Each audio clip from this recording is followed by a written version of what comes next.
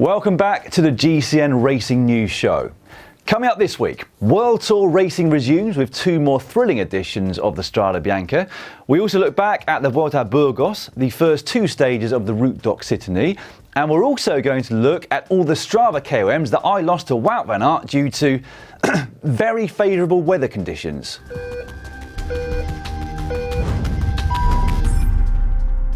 Let's start with that very race then. Now, I must admit, I was a bit like a kid on Christmas Day on Saturday. The return of WorldTour racing were one of my all-time favourite races. Now, both races on the men's and the women's side were clearly very aggressive throughout, as when live coverage started, they were both split to pieces. In fact, lots had apparently happened in the time where we couldn't see what was happening. In the men's, Alaphilippe had crashed, Benoot had abandoned, and Van der Poel had punctured at an inopportune moment.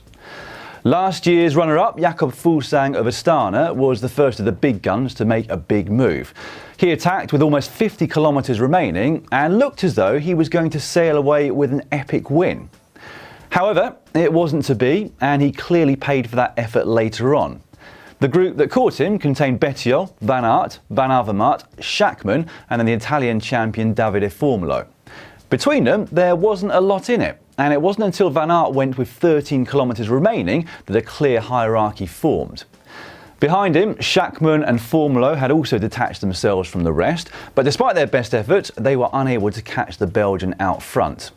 And so, Wout van Aert took a very well-deserved solo victory, converting 2 third places from his previous 2 participations. What we should also remember is that this is only his second road race since that horrific crash at the Tour de France last year. This guy is clearly very good at training and obviously pretty blooming talented as well. Now, I don't think there were many or any fans of cycling who were disappointed to see Wout van Aert take the win, but there was one fan of cycling who was hugely disappointed that evening. 11 years after I participated in that very same race, Van Aert stole 3 of my Strava KOMs. 3 of the only things I still had to be proud about from my career as well. Now, clearly, this has to be down to more favourable weather conditions, being in August rather than early March. I can't imagine how else this could have been possible. I jest, of course. Weather conditions were actually far from ideal on the day, close to 40 degrees C apparently. Trying to stay cool and not overheat was a major issue for many. For Annemiek van Vleuten, conditions didn't seem to make any difference. Before I talk about that race though, could I just draw your attention to this? Right, well I guess it's time, Si, to give our kisses of death. Annemiek van Vleuten! I better have an outsider for the women's race as well then. Go on then. I mean, it is hard to look beyond Annemiek van Vleuten. Well, that's why I picked her really fast. Well, that's why I picked Mathieu van der Poel. So I'm going to go for Mavi Garcia of Ale BTC Ljubljana, as it's known these days. Okay, well that is quite a curveball. It is. What? You watch this space. In terms of GCN predictions, it does not get any better than that. Mavi Garcia of Ale Ljubljana BTC was away with a very healthy advantage as live coverage started, and I, of course, was jumping for joy. Behind, Van Vleuten was nowhere to be seen, although as expected, that was not the case for very long. The world champion caught the chasing group, immediately hitting the front and soon dropping all of them.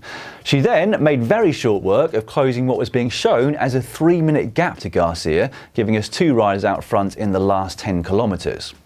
I guess the result at that point was not really in doubt, but Garcia certainly put up a very good fight and was only distanced on the final climb into Siena inside 1 kilometre to go. Van Vleuten is now the only woman to have won that race twice, and it means that she has now won every single race in which she started as world champion. All of them solo. I mean, she is literally head and shoulders above everybody else right now, and I'm sure they're all scratching their heads as to what exactly they might be able to do about it. And they will be scratching their heads even more if they analyse Van Vleuten's Strava file. So on Saturday, only 2 of the pro riders who uploaded their race to Strava rode the last 25 kilometres faster than Van Vleuten did, they being Van Aert and Brent Bookwater of Mitchelton Scott. She was quicker than Van Avermaet, Pogačar, Kwiatkowski and, well, everybody else, in fact. Yes, the women's race is a little shorter than the men's and it may have been raced a little differently, but that really is an incredible statement however you look at it. She just seems to be getting stronger and stronger as the years roll on. Now, before we move on to the other races from last week, I wanted to answer a few questions we've been having over the weekend about Race Pass. Now, obviously, this was a huge deal for us. The first time we've charged a subscription to watch bike racing, and the first live World Tour race that we've had. For the vast majority, it was a smooth experience, and I'd like to thank all of you who gave us such positive feedback. However, we are also very aware that there were some issues for a number of new users, which I'm going to try to address now. First up, casting. So to be super clear about what you can currently do with RacePass, you can use Chromecast if you're using an Android device, and you can use Apple AirPlay if you're on iOS, if you have the supporting devices to go with it.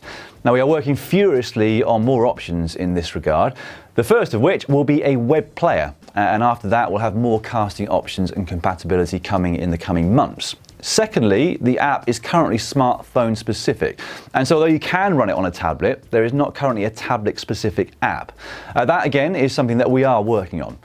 Thirdly, geo-restricting. Now, we have tried to be very clear on this one and everything that we've said on videos, etc., that we do not have rights to all of these races worldwide. But I know that a few of you subscribed to RacePass on Saturday, expecting to be able to watch Strade Bianche live, only to find out that it wasn't available where you are. So we are going to put a link beneath this video which will take you through to a list of countries. So you just need to click on the country where you live and that will show you exactly what you can watch there. Now, I can only apologise if we didn't make this clear enough in all of our messaging with that. We certainly will endeavour to make it crystal clear from now on.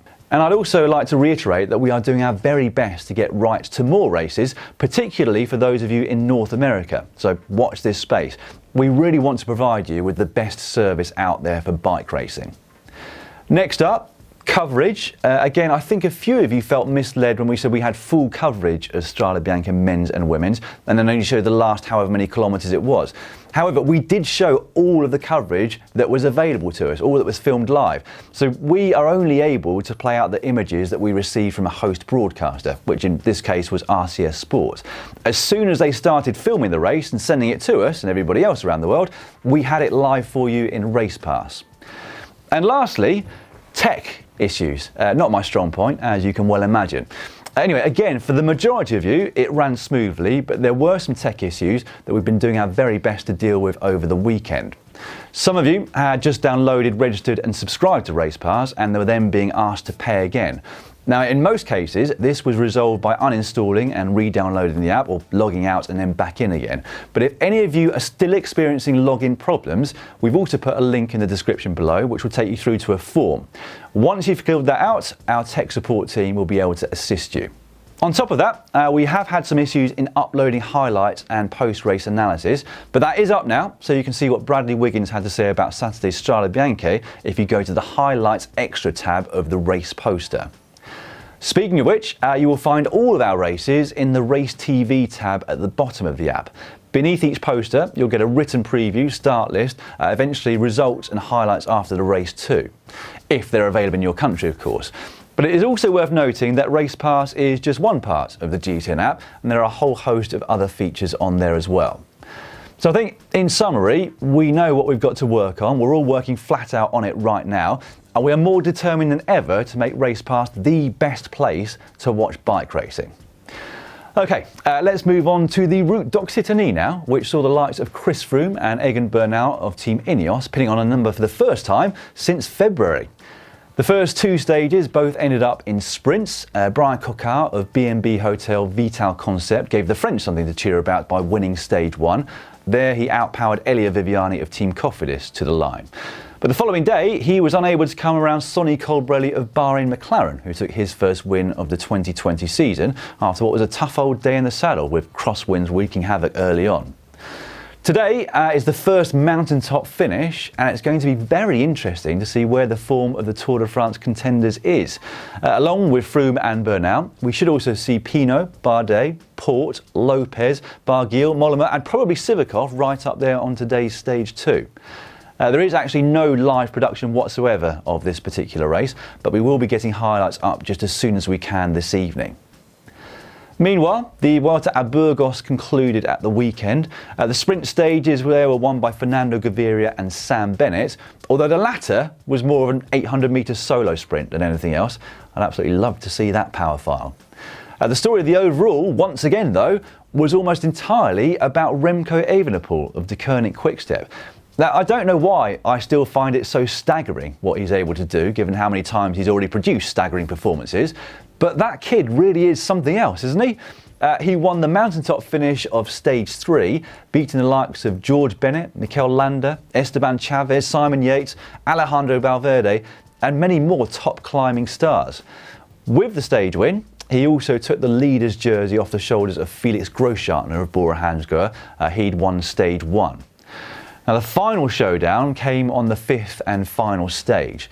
Evenepoel didn't have it all his own way there. He ended up coming in 3rd behind Sosa of Team Ineos and Mikel Landa. But he had done enough to claim the overall victory.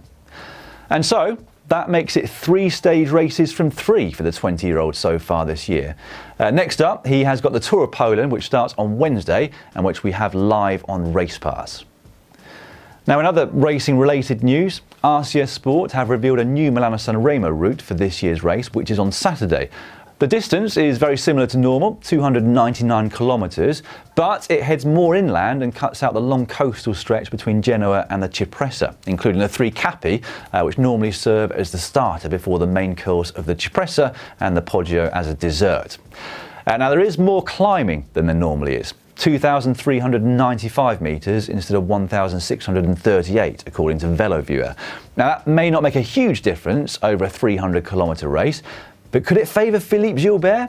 Stride for 5 could become a reality this Saturday. And the most significant new climb added is the Colla di Nava. There's a long descent from that climb, which comes around 69 kilometres from the finish, which means there's not much time for the peloton to settle down before the business end, the Cipressa and the Poggio, and of course the Via Roma. It's going to be a great race, that's for sure. Meanwhile, the UCI have released the planned World Tour calendar for 2021, and we can see that the Tour de France has been moved forward by a week in order to avoid a clash with the Olympics, which of course are now scheduled for next year. That is a move which is likely to mean that Brittany, rather than Copenhagen, will host the Grand Départ.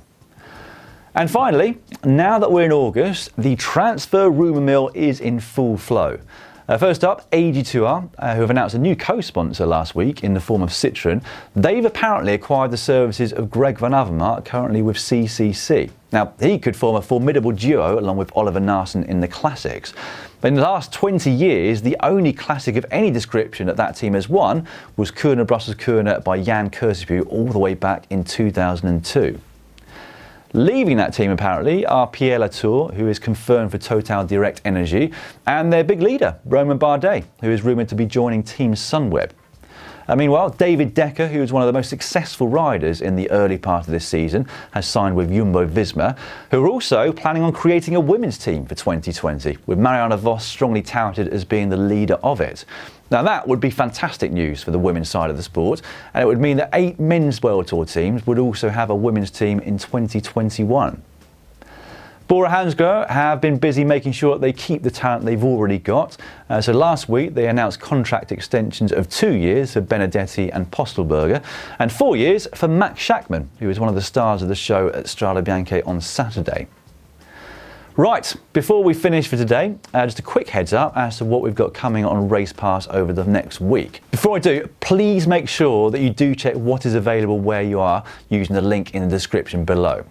But today, Monday, we have live coverage of a brand new Italian one-day race called the Tritico Lombardo. And on Wednesday, it's Milano-Torino and the start of the Tour of Poland, where you'll see Remco Evenepoel, of course. On Saturday, we have the first monument of the year, Milano-San Remo. And then on Sunday, we have the Mont Ventoux Challenge, where we'll see Nairo Quintana return to action. It is a packed week, as I think they will all be if all goes ahead as planned. So let's keep our fingers crossed. Now, along with all that racing, we will also have the second episode of The World of Cycling coming to Race Pass on Wednesday. This week, I'm going to be joined by former Paris-Roubaix winner Magnus Backstedt. If you haven't seen the first episode yet, here is a taster of what you missed. Yeah, last time I did one, it was covered in mud, so this is actually. I should pump this up. Oh, he's got a pump on. Come on, Lloydie, what are you doing? Right, it's all going to come down to What are you Lloydie's doing? arms. Right, that is all for this week's racing news show. Next week, all the racing news will be brought to you by Manon, as I'm away on holiday to celebrate my 40th birthday. I know, it's hard to believe, isn't it? that I'm that young. See you soon.